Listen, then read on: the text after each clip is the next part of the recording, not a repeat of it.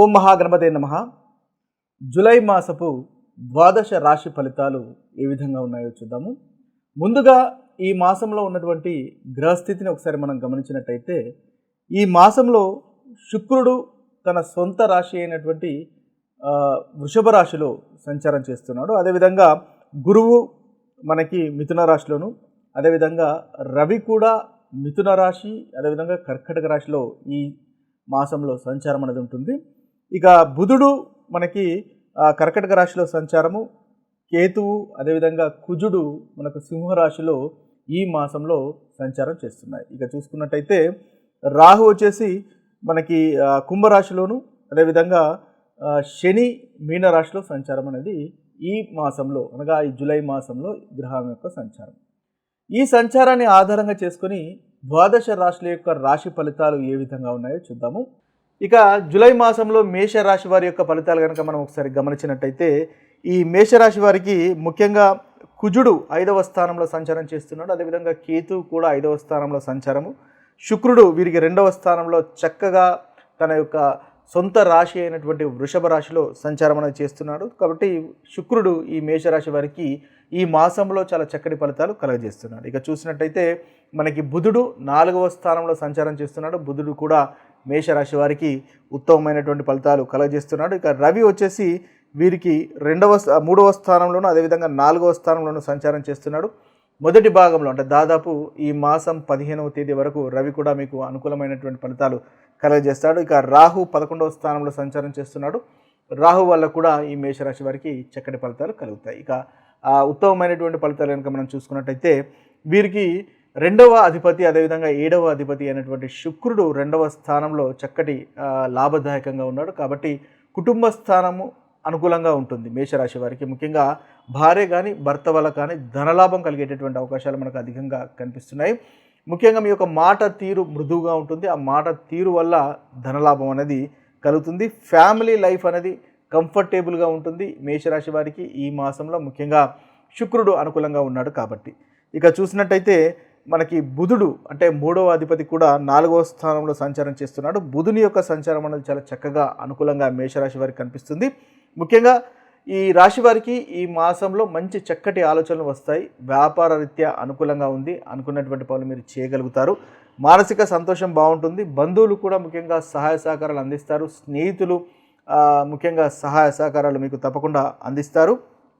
అదేవిధంగా ఆరోగ్యం కూడా మెరుగుపడుతుంది. 6వ అధిపతి బుధుడు కాబట్టి ఏదైనా లీగల్ వ్యవహారాలు కూడా ఉన్నట్టయితే ఆ లీగల్ వ్యవహారాలు కూడా ఒక కొలికి వస్తాయి. తద్వారా చక్కటి ఫలితాలు మీకు కలుగుతాయి, మీకు అనుకూలంగా ఉంటాయి. ఇక ప్రయాణాలు కూడా 6వ స్థానాధిపతి కాబట్టి ప్రయాణాలు కూడా మీకు చాలా చక్కగా అనుకూలిస్తాయి. మేషరాశి వారికి ఇబ్బంది ఉండదు. 3వ స్థానము 6వ స్థానము ఉన్నటువంటి బుధుడు 4వ స్థానంలో సంచారం చేస్తున్నాడు కాబట్టి ప్రాపర్టీకి సంబంధించినటువంటి విషయాల్లో కూడా అనుకూలంగా ఉంటుంది. ప్రయాణాలకు సంబంధించినటువంటి విషయాల్లో అనుకూలంగా ఉంటుంది.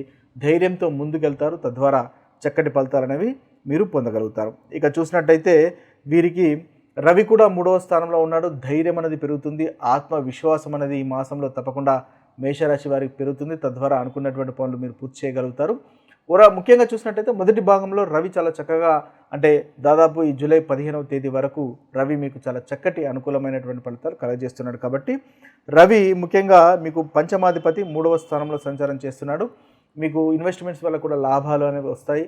మీకు సంతానానికి సంబంధించినటువంటి విషయాలు మొదటి భాగంలో అంటే దాదాపు మొదటి 2 వారాల్లో చాలా చక్కటి ఫలితాలు అనుకూలంగా ఉంటాయి. సంతానం మీతో ప్రేమగా ఉంటారు. సంతానం ప్రోగ్రెస్ కూడా ఉంటుంది. వారికి కూడా ఏదైనా ఒకవేళ పెద్దవారు అయినట్టయితే వారికి కూడా మంచి సమాజంలో పేరు ప్రఖ్యాతలు వచ్చేటటువంటి అవకాశాలు మీ సంతానానికి కూడా మనము ఈ మేషరాశి వారికి ఈ మాసంలో గమనించవచ్చు. ఇక చూసినట్టయితే ఇక ప్రతికూలమైనటువంటి ఫలితాలు అంటే జాగ్రత్తలు తీసుకోవాల్సినటువంటి అంశాలు కనుక మనం ఒకసారి గమనించినట్టయితే, కుజుడు 5వ స్థానంలో ఉన్నాడు కాబట్టి అగ్నితత్వ రాశిలో ఉన్నాడు కాబట్టి సంతానంతో మీరు అగ్రెసివ్గా ఉండకుండా చేసే ప్రయత్నం చేయండి. అంతగా అంటే పంచమ స్థానము అగ్నితత్వానికి సంబంధించినటువంటి స్థానము సింహరాశి, అదేవిధంగా కుజుడు అగ్నితత్వ రాశి, కేతు కూడా అగ్నితత్వ స్థానంలో ఉన్నాడు కాబట్టి కాస్త అగ్రెసివ్గా ఉండకుండా ఉండే ప్రయత్నం చేయండి. లగ్నాధిపతి కుజుడు పంచమ స్థానంలో ఉన్నాడు. ఇన్వెస్ట్మెంట్స్ చేసేటప్పుడు కూడా అగ్రెసివ్గా ఇన్వెస్ట్మెంట్ చేయకండి. కాస్త ఆచి తూచి చేయడం వల్ల మేషరాశి వారు చక్కటి ఫలితాలు మీరు పొందగలుగుతారు. ఇక ఈ మాసంలో ముఖ్యంగా మీరు చేయవలసింది హనుమంతుడిని పూజించండి. తద్వారా మంచి ఫలితాలు ఈ మాసంలో మేషరాశి వారికి కలుగుతాయి. ఇవి స్థూలంగా మీకున్నటువంటి ఫలితాలు. ఈ మాసంలో ముఖ్యమైనటువంటి సంఘటనలు కనుక జరుగుతున్నటివి చూసుకున్నట్టయితే మనకు జూలై 10వ తేదీన గురు పౌర్ణమి అనేది జరుగుతుంది. కాబట్టి ఈరోజు ఒక చక్కటి రోజుగా మనము గమనించవచ్చు. ఈరోజు మీకు ఎవరైతే గురువులు ఉన్నారో, మీకు విద్య నేర్పిన వారు కానీ, లేదా మీ యొక్క జీవితంలో మీకు సలహాలు ఇచ్చేవారు కానీ, మీ ఆధ్యాత్మికత గురువులు కానీ ఉన్నట్టయితే వారి యొక్క ఆశీస్సులు తీసుకోండి. తద్వారా చక్కటి ఫలితాలు అనేవి ఈరోజు కలుగుతాయి.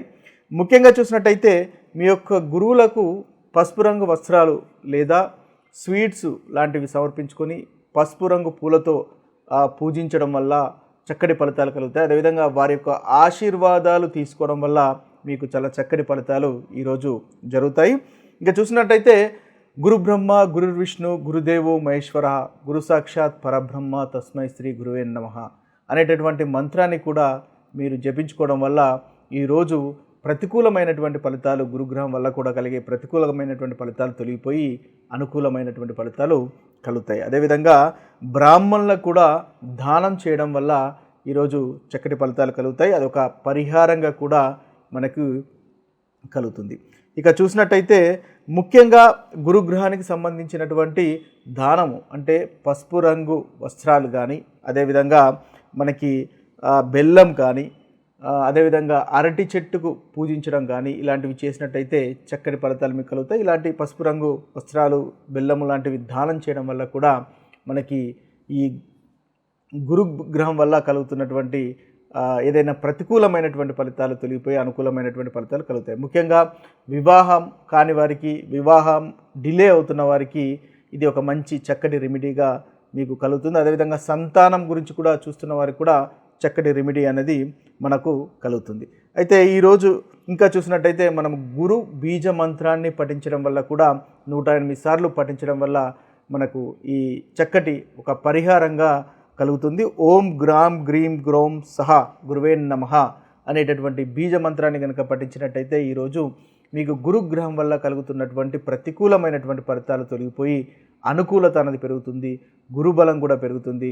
తద్వారా చక్కటి ఫలితాలు అనేవి ప్రతి రాశి వారికి మనకి కలుగుతాయి. అదేవిధంగా విష్ణు సహస్రనామం పఠించండి. వీలైనట్టయితే ఈరోజు విష్ణు సహస్రనామం పఠించడం వల్ల కూడా చక్కటి ఫలితాలు అనేవి మనకు కలుగుతాయి. అదేవిధంగా తులసి మొక్కను నాటడం వల్ల కూడా మనకు చక్కటి ఫలితాలు అనేవి ఈరోజు ఈ యొక్క ఏదైతే గురు పౌర్ణిమ అనుకుంటున్నామో ఆ రోజు కనుక చేసినట్టయితే చక్కటి ఫలితాలు అనేవి కలుగుతాయి. ఇక ఈ జూలై మాసంలో ఇంకొక ముఖ్యమైనటువంటి పండుగను మనం గమనించినట్టయితే మనకు జూలై 29వ తేదీన నాగుల పంచమి అనేటటువంటి పండుగ మనకు కలుగుతుంది. ఆ రోజు ముఖ్యంగా నాగ దేవతారాధన కనుక చేసినట్టయితే చక్కటి ఫలితాలు కలుగుతాయి. ఇక చూసినట్టయితే ఆ రోజు జూలై 29 మనకు ఉదయం 5:55 నుంచి మొదలుకొని 8:30 వరకు, ఉదయం 8:30 వరకు దాదాపు 2:35 వరకు ఈ ముహూర్తం అనేది ఉంటుంది. ఈ సమయంలో మీరు నాగదేవతారాధన చేసినట్టయితే అది ఒక పరిహారంగా పనిచేసి చాలా చక్కటి ఫలితాలు, ఉత్తమమైనటువంటి ఫలితాలు మీకు కలుగుతాయి. ముఖ్యంగా చూసినట్టయితే ఏదైతే మనకు డిలేడ్ మ్యారేజ్ అంటే ఏంటి, మీరు ఒకవేళ మీ యొక్క వివాహం ఆలస్యం అవుతున్నా కానీ, లేదా చైల్డ్ బర్త్ ఎవరికైతే సంతానం గురించి చూస్తున్న వారికి సంతానము ఆలస్యం అవుతున్నా, లేదా సంతానం కలగడానికి కాస్త ఇబ్బంది పడుతున్నట్టయితే ఈ నాగదేవతారాధన చేయడం వల్ల చక్కటి ఫలితాలు అనేవి కలుగుతాయి. ముఖ్యంగా ఈరోజు నాగదేవతకు సంబంధించినటువంటి ఆలయ సందర్శనం చేయడము, నాగదేవతకు మనము ముఖ్యంగా పాలను అభిషేకం చేయడం వల్ల చక్కటి రెమెడీగా మనం చూడవచ్చు. అంతేకాకుండా మీరు ఈరోజు ఓం నమో భగవతే వాసుదేవాయ అనేటటువంటి మంత్రాన్ని 108 సార్లు జపించడం వల్ల మనకు ఒక చక్కటి పరిహారంగా కూడా కలుగుతుంది. తద్వారా మీకు ఏదైతే ఈ ప్రాబ్లమ్స్ ఉన్నాయో, ముఖ్యంగా మ్యారేజ్కి సంబంధించినటువంటి ప్రాబ్లం కానీ, సంతానానికి సంబంధించినటువంటి ప్రాబ్లం కానీ, ఏదో మనకి జెనెటిక్ అంటే ఫైనాన్షియల్ ప్రాబ్లమ్స్ కానీ, ముఖ్యంగా వంశపారంపర్యంగా ఏదైనా ఫైనాన్షియల్ ప్రాబ్లమ్స్ కనుక వస్తున్నట్టయితే, మనకు ఎందుకు పనులు ఆలస్యం అవుతున్నాయో తెలియకుండానే ప్రతి పనిలో ఆటంకం కలగడము, మనం అనుకున్నటువంటి పని చేయలేకపోవడము, అది ఎందుకు పూర్తి కావట్లేదో మనకు తెలియకుండా ఉండడము, లాంటివి ఈ యొక్క నాగదేవత ఆరాధన చేయడం వల్ల తప్పకుండా ఒక చక్కటి రెమెడీగా పనిచేస్తుంది. మీకు ఏదైతే ఏ విషయాలనైతే ఇబ్బంది పడుతున్నారో ఆ విషయాలకు తప్పకుండా విరుగుడు లాంటివి అనేది జరుగుతుంది. ముఖ్యంగా ఈ నాగదేవతారాధన అనేది మీ యొక్క జన్మ జాతకంలో గనక రాహు కేతు అంటే 1వ స్థానంలో కానీ 7వ స్థానంలో కానీ 5వ స్థానంలో కానీ 8వ స్థానంలో కానీ ఈ స్థానాల్లో కనుక ఉన్నట్టయితే తప్పకుండా ఈ నాగదేవత ఆరాధన చేయడం వల్ల ఆ రోజు ముఖ్యంగా నాగదేవతకి పాలతో అభిషేకం చేయడము, పుట్టలో పాలు పోయడము, లేదా విష్ణువు యొక్క ఆలయం సందర్శించడం, లేదా శివుని యొక్క ఆలయం సందర్శించడం వల్ల ఇది ఒక చక్కటి పరిహారంగా ప్రతి రాశి వారికి ఉంటుంది. తద్వారా మంచి ఫలితాలు కలుగుతాయి. కాబట్టి వీలున్న వారు తప్పకుండా ఈ పరిహారాన్ని చేసుకోవడము మంచిది. ఈ మాసంలో మనం ముఖ్యంగా జరుగుతున్నటువంటి కొన్ని విషయాలు కనుక మనం ఒకసారి గమనించినట్టయితే జూలై 10వ తేదీన మనకు గురు పౌర్ణమి అనేది వస్తుంది. కాబట్టి ఇది గురు పౌర్ణమి రోజు కనుక మనం కొన్ని రెమెడీస్ కనుక చేసుకున్నట్టయితే చక్కని ఫలితాలు అన్ని రాశుల వారికి కలుగుతాయి. అందులో కనుక మనం చూసినట్టయితే ఈ గురు పౌర్ణిమ మనకు జూలై 10వ తేదీ రోజు కలుగుతుంది.